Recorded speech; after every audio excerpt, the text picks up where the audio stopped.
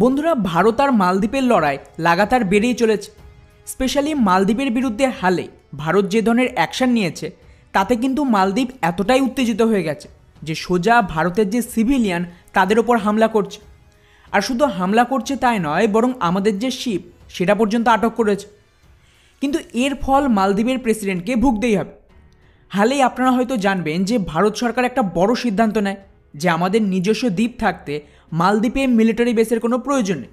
আর ঠিক এই কারণেই মালদ্বীপের একদম গা ঘেঁষে আমাদের যে লাক্ষাদ্বীপ তারই একটা দ্বীপে নতুন মিলিটারি নেভাল বেস তৈরি হয়েছে, যার নাম জটাই। এই বেসের বিশেষত্ব হলো এটা তৈরি হয়েছে মিনিকয় নামক দ্বীপে, যা মালদ্বীপ থেকে মাত্র 70 নটিক্যাল মাইল দূর। ফলে বুঝতেই পারছেন যে এখান থেকে না কেবল মালদ্বীপের আশেপাশে বরং এই পুরো রুটকেই ভারতীয় নৌবাহিনী কন্ট্রোল করতে পারবে।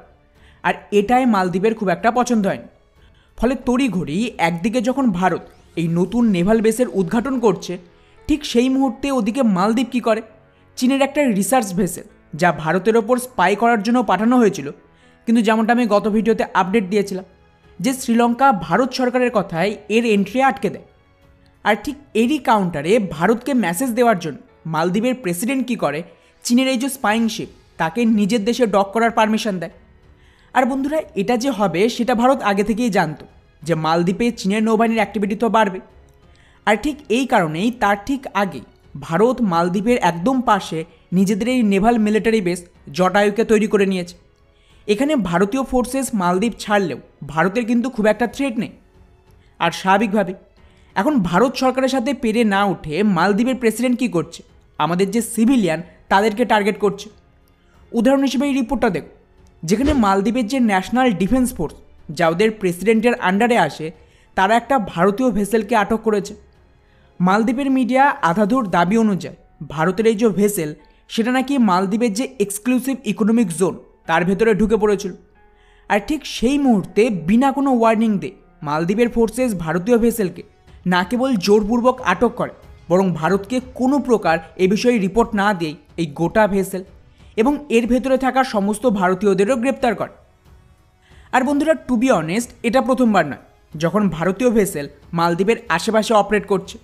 এই পুরো এরিয়াতে একাধিক ভারতীয় ফিশিং ভেসেল মাছ ধরার জন্য গভীর সমুদ্রে যায়। আগে কি হতো, এমন পরিস্থিতিতে মালদ্বীপ ওয়ার্নিং দিত, আর যদি কোনো ভেসেল অবৈধভাবে এখানে অনুপ্রবেশ করত সেক্ষেত্রে ভারতকে এই বিষয়ে ব্রিফিং করা হতো এবং যৌথভাবে এর বিরুদ্ধে অ্যাকশান নেওয়া হতো। কিন্তু এবারে মালদ্বীপের তরফ থেকে কোনো ধরনের ব্রিফিং দেওয়া হয়নি। আদৌ এই ভারতীয় ভেসেল মালদ্বীপের এরিয়াতে ঢুকেছে নাকি ওই এক্সক্লুসিভ ইকোনমিক জোনের কাছে ছিল, বা এটা সত্যিই কি বিনা পারমিশন এখানে ফিশিং করছিল সে বিষয়েও কোনো ইনফরমেশন পাবলিক হয়নি। আর এর থেকে এটা তো ক্লিয়ার যে মালদ্বীপের প্রেসিডেন্ট ইচ্ছাকৃতভাবে ভারতকে বারবার প্রভোগ করছে, যার ফল কিন্তু খুব সম্ভবত শ্রীলঙ্কার মতনই হবে। যেভাবে শ্রীলঙ্কার ভারত বিরোধী রাজপক্ষ পরিবার না কেবল ক্ষমতাচ্যুত হয়েছে বরং নিজের দেশ ছেড়ে পালাতে বাধ্য হয়েছে, সেটাই হবে মইজুর সাথে। কেননা একটু মনে করুন, অলরেডি মালদ্বীপের আরও একটা প্রেসিডেন্ট আবদুল্লাও এটা করার চেষ্টা করেছিল, কিন্তু এরপর আবদুল্লার সাথে কি হয় সেটা তো হয়তো আপনারা জানেন। উনি না কেবল মালদ্বীপের ক্ষমতা হারায় বরং 5 বছর ধরে জেলের ঘানি টানতে বাধ্য হয়েছে। এবারে হয়তো সেটাই হবে। কিছুদিন আগে IMFের তরফ থেকে হুঁশিয়ারি দেওয়া হয়েছে যে মালদ্বীপের যা ইকোনমির অবস্থা তাতে ওদেরকে কিন্তু আবারও 2018 ক্রাইসিসে ফিরে যেতে হবে। কিন্তু মুশকিল হলো এবার ওদেরকে সাপোর্ট করার জন্য ভারত কিন্তু নেই। উপরন্তু মালদ্বীপের ভেতরে ভারতীয় ট্যুরিস্ট কমে যাওয়ায় ব্যাপক লস হয়েছে, আর তাই ওদের যে ইকোনমি সেটা সাফার করতে শুরু করে দিয়েছে। যার ফলস্বরূপ মইজু ওদের রাজধানী মালের যে মেয়র পদের ইলেকশন সেটা পর্যন্ত গোহারান হেরেছে। মালদ্বীপের অলরেডি যে জনমত সেটা পাল্টাতে শুরু করে দিয়েছে, কারণ বিরোধ ততক্ষণই চলবে যতক্ষণ রোজগার আছে আর পেটে ভাত আছে।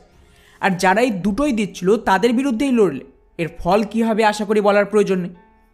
এখন দেখা যাক যে এর বিরুদ্ধে শর্ট টার্মে ভারত সরকার কী ধরনের লিগ্যাল অ্যাকশন নেয়। তবে এটুকু তো গ্যারান্টি যে শ্রীলঙ্কার মতো এবার মালদ্বীপেও এই সরকার 5 বছর চলবে বলে তো মনে হচ্ছে না। বাকি এই পুরো বিষয়টিকে নিয়ে আপনাদের কি মনে হয় নিচে অবশ্যই কমেন্ট করে জানাবেন। জয় হিন্দ।